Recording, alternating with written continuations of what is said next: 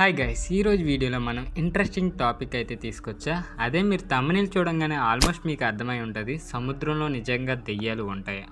So ఉంటే ఈ ఆత్మలు ఏం చేస్తాయి, ఈ సముద్రంలో ఈ దెయ్యాలు ఎక్కడ జీవిస్తే, అసలు నిజంగా కొన్ని సిద్ధాంతాలు ఏమంటున్నాయి, సో దీనికి తోడు విజ్ఞాన శాస్త్రం ఏం చెప్తుంది ఈ దెయ్యాల గురించి, ఈ టాపిక్ గురించి అయితే ఈరోజు వీడియోలో అయితే డిస్కస్ చేద్దాం. సో వీడియోని ఎవరైతే కొత్తవారు చూస్తున్నారో ఇంట్రెస్టింగ్ స్టోరీస్ కోసం మన ఛానల్ తప్పకుండా సబ్స్క్రైబ్ అయితే చేసుకోండి. పక్కన బెల్ ఐకాన్ ఉంటుంది, తప్పకుండా ఆన్ చేసుకోండి.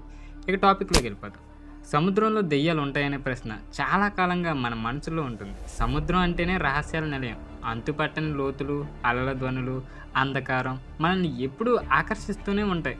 సో దీనికి తోడు విజ్ఞాన శాస్త్రం అసలు ఏం చెప్తుంది? విజ్ఞాన శాస్త్రం ప్రకారం దెయ్యాలనేది ఒక శాస్త్రీయ నిజం కాదు, ఇది మన మానసిక స్థితి, భయాలు, అపోహాలు ఫలితంగా ఉండవచ్చు. సముద్రంలో జరిగే అనేక అద్భుతాలు, మిస్టరీలు మనల్ని కలవరపరిచి దెయ్యాల గురించి